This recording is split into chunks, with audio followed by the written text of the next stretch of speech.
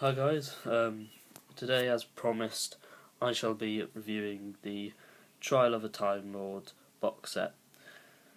I am very sorry about the delay. It's been like 2 months since it was requested. It was requested by Lewis Murphy and somebody else, but I can't remember who it is, so sorry about that. So this box set contains The Mysterious Planet, Mind Warp, Terror of the Vervoids, and The Ultimate Foe. The Trial of a Timelord is basically a story arc where the Doctor is put on trial by the Valiard, which is that guy. So yes, let's take a look at the cover art. I quite like the design of this box set. It's quite nice. It is in pretty crappy condition. It's alright, not too bad. Got the 6th Doctor, Colin Baker.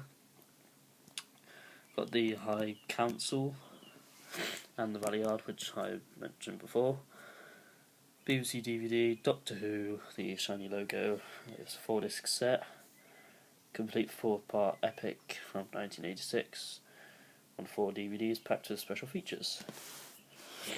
Then you got the side label at the back and things. The side label of the DVDs within. So let's begin with The Mysterious Planet. It's not the best story. It's written by Robert Holmes. Well, he finished the first half, but then he died, and so Eric Saward wrote the last half. I mean, the first half is good, but I can understand why Eric Saward was a bit upset, so he couldn't make it his best story as he would have hoped. But it's a good, it's an okay story. I wouldn't say it was nearly as bad as people make it out to be, but let's take a look at the blurb. The trial begins as the Time Lords review an adventure from the Doctor's recent past. The setting is Ravelor, where the Doctor and Perry find themselves caught in the conflict between a warrior tribe, a pair of intergalactic conmen and a godlike robot. But deep below the surface, the mysterious planet lies secrets that threaten the very fabric of the universe, and to protect them, drastic measures have been taken that will shock the Doctor to his very core. Overall, I'll probably give this story a 7 out of 10. It's not that good. And next up we've got Mind Warp. This is fairly underrated, but I quite like it. Perry has a pretty good departure, and she's like one of my favourite companions of the 80s. Not sure why, but I think she's pretty good. So let's read the blurb. The Valiard prosecution continues as he presents damning the evidence the Doctor's interference on the planet Thoros better. Dangerous experiments are being carried out there that could affect the future of all life, and they must be stopped. But why is the Doctor so determined to help his former enemy, the greedy, opportunistic Syl, and why has he turned against his companion Perry? One thing is certain: someone will die. So yeah, that's the Mind Warp story. I'll probably give it an 8 out of 10. It's quite good. Not the best story in the world. And now I shall move on to the penultimate story for the Trial of a Timelord, which is Terror of the Vervoids. This is probably my favourite story in the set, mainly because it's such a traditional Doctor Who story. So let's take a look at the blurb. In a desperate bid to clear his name, the Doctor presents his defence to the charges laid against him. In the year 2986, the starliner Hyperion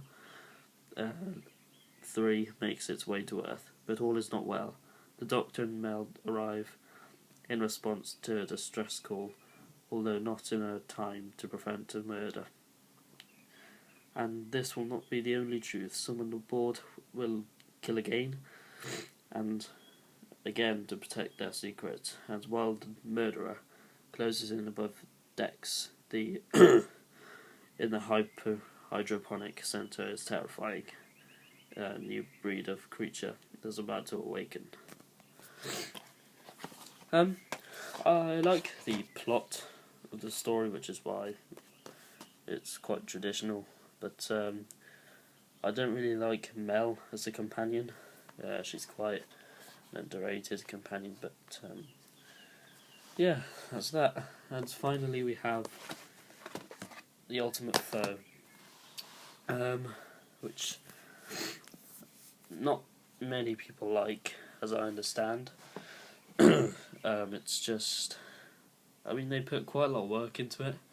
They're trying to make it a good story, but it's just a bit difficult to get into, and it's not the best story ever. So let's take a look at the blurb, and it's the Doctor has tried to prove his innocence, but the Valeyard is certain of his guilt and will stop at nothing to carry out a sentence of death. But there is a surprise witness waiting for the wings, one who knows the truth. With the trial in Deseri, the Doctor first flees into the Matrix to confront his enemy, into a nightmarish world of torture and punishment. Trapped within, he will have to fight for his life against the Ultimate Foe. You could probably guess who the Ultimate Foe is from the three of the stories, but I kind of liked it. I'll probably give it maybe a 7 out of 10. It's okay. So overall, I give the Trial of a Time Lord box set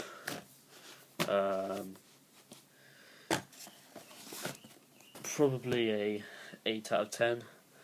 I mean, definitely get it if you're a Colin Baker fan, but I mean, I like Colin Baker's impersonation of the Doctor, even though he did get off to a bit of a regeneration crisis in the Twin Dilemma. But it's a fairly good set, and there's quite a good range of special features, as the box set suggests. So yeah, if you're a Colin Baker fan, go out and buy it. It's a pretty good box set for those of you who like Colin Baker, and it's a great addition to the collection. So next up I will do my Doctor Who book collection update thing. So I'll see you next time. Bye for now.